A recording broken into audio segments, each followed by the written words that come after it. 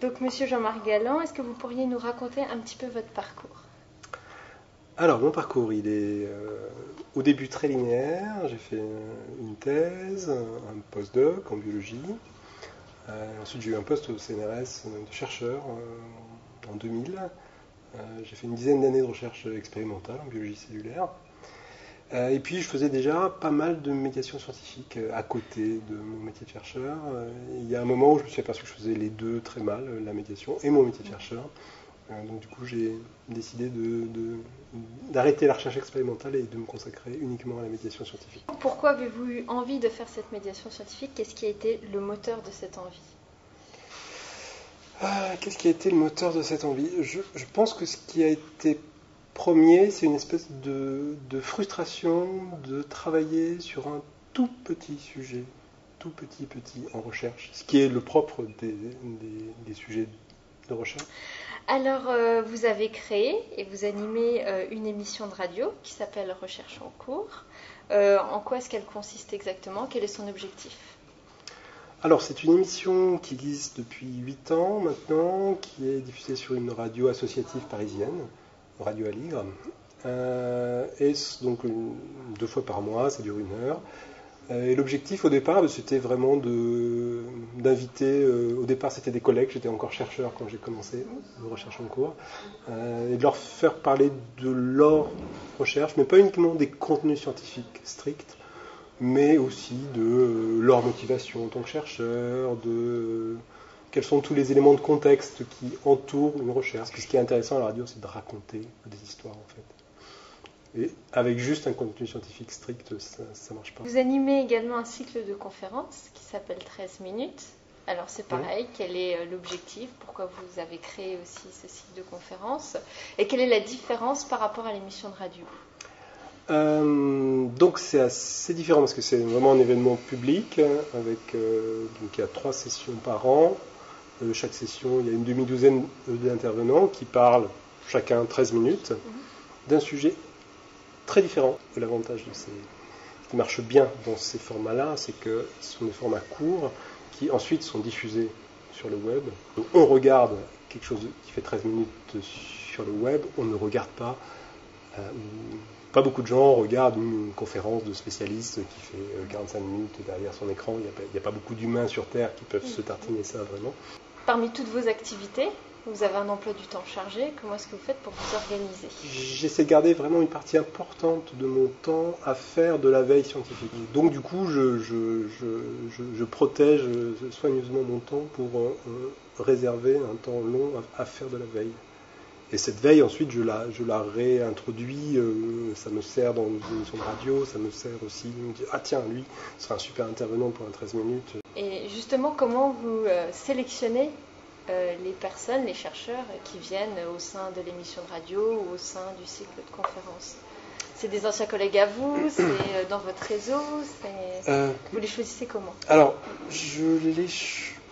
Alors, contrairement aux vraies émissions de radio sur les grandes radios, on n'a pas d'impératif de coller à une actualité. C'est-à-dire, on ne va pas traiter Ebola parce qu'en ce moment c'est Ebola. On ne se l'interdit pas non plus. Mais on n'a pas cet impératif de coller à l'actualité. Donc du coup, ça offre une liberté Moi, je choisis essentiellement les gens pour les gens, en fait, pour ce qu'ils sont. Comment est-ce que vos collègues, justement, perçoivent votre activité? Beaucoup de scientifiques sont relativement hermétiques à la médiation scientifique, donc est-ce que vos collègues ont été ouverts par rapport à votre projet? Est-ce qu'ils interagissent facilement avec vous? Est-ce qu'ils se proposent pour intervenir dans les émissions de radio ou des conférences, ou est-ce qu'ils sont plutôt fermés? Il y en a une partie qui, quand j'ai raccroché, les Pipetman m'ont plus considéré comme faisant partie de la famille. Un petit peu, moi je l'ai ressenti pour certains d'entre eux, côté, bon bah voilà, ok, tu es un peu un traître à la cause, quoi. Et puis heureusement, il y en a aussi une grande partie qui sont restés des gens avec qui j'interagis, que je peux faire éventuellement intervenir. Par exemple, aujourd'hui, c'était pour l'INRA, pour les jeunes doctorants. Est-ce que vous avez l'habitude, du coup, d'aller auprès, justement, des jeunes scientifiques? Oui, alors ce que je fais, c'est que je donne des cours dans des écoles doctorales, des cours de médiation scientifique. Donc, du coup, je suis en contact assez régulièrement avec des doctorants. Les réseaux sociaux sont de plus en plus omniprésents dans la vie quotidienne. Et donc, d'après vous, quelle est leur place au niveau de la médiation scientifique? Est-ce qu'ils jouent un rôle de plus en plus? Alors, moi-même, mon usage des réseaux sociaux en médiation scientifique, ce qui me vient en premier, c'est que je n'assiste plus à une conférence sans live tweeter. C'est une façon de clarifier sa pensée, de prendre des notes à soi-même et puis aussi de faire du lien avec les gens qui écoutent. Donc ça, c'est un changement que je vois, qui n'est peut-être pas spécifique à la médiation. Par ailleurs, moi, je pense plus aux réseaux sociaux qui sont spécialisés sur les contenus scientifiques, qui sont en même temps des plateformes de blog, en même temps, il y a des fonctionnalités de réseau social. Et ça, oui, ça se développe remarquablement, c'est extrêmement riche. Je pense au blog du Café des Sciences, par exemple, qui sont des blogueurs francophones. Je pense à un réseau qui s'appelle Notech, qui est en même temps une plateforme avec du contenu, des articles scientifiques, et puis des fonctionnalités d'échange de réseaux sociaux. Oui, donc moi je regarde ça avec beaucoup de délectation et d'intérêt. Je ne fais pas partie de ceux qui considèrent que c'est le diable. Vous nous avez dit dans votre conférence, la médiation scientifique permet de réconcilier science et société. Avez-vous justement vu une évolution dans ce rapport depuis 3-4 ans? Alors moi, ce que je ressens, c'est plus une montée de l'esprit critique vis-à-vis des sciences. Et beaucoup de scientifiques considèrent ça comme une catastrophe. Et moi, je considère ça comme quelque chose d'extrêmement positif et un bonheur. Il est sûr que le temps est maintenant loin et révolu de la parole du scientifique comme évangile et ça c'est plus vrai maintenant. Et le scientifique, il est challengé, on ne croit pas forcément, on se dit mais au fait, mais quels sont les intérêts derrière? Donc ça c'est une évolution forte et qui va plus dans le sens d'une montée de l'esprit critique, et tout ce qui va dans le sens d'une montée de l'esprit critique est une bonne chose. Il ne faut pas que les scientifiques s'en désolent, dire on a perdu une légitimité, avant les gens nous croyaient, mais maintenant il faut qu'on argumente. Donc c'est ça l'évolution que je verrais. D'accord, c'est une bonne évolution. Positive. D'accord. Alors maintenant, en tant que chercheur, qu'est-ce que vous a apporté la médiation scientifique? Donc, sur une échelle longue de temps, ce que ça m'a apporté en tant que chercheur, c'est que j'ai abandonné la recherche, donc c'est pas forcément. Mais quand j'étais chercheur, encore, quand je faisais la recherche expérimentale, en tout cas, ce que m'a apporté la médiation scientifique, j'ai l'impression que ça a donné du sens, pour moi-même, ça a donné du sens à mes recherches.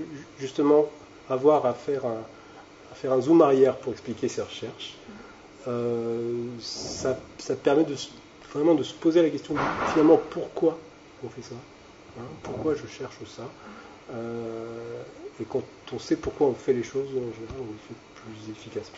Et enfin, ma dernière question, on a vu, vous êtes impliqué dans plein de projets, donc on peut se poser la question, quel est le prochain? Le prochain est un projet d'enseignement et pas de médiation stricte, mais c'est un projet d'enseignement de la médiation scientifique. En fait, je suis en train de lancer un diplôme universitaire de médiation scientifique qui justement s'adresse à des gens qui sont intéressés professionnellement par ces carrières. Ça peut être des gens qui sortent d'une thèse, par exemple, et qui veulent faire une formation relativement courte pour avoir une vision globale sur l'écosystème de la médiation scientifique.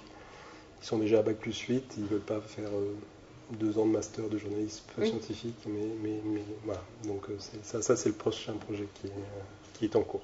D'accord, donc un beau DU projet. médiation scientifique. D'accord. J'espère, oui. Merci beaucoup. Merci à vous.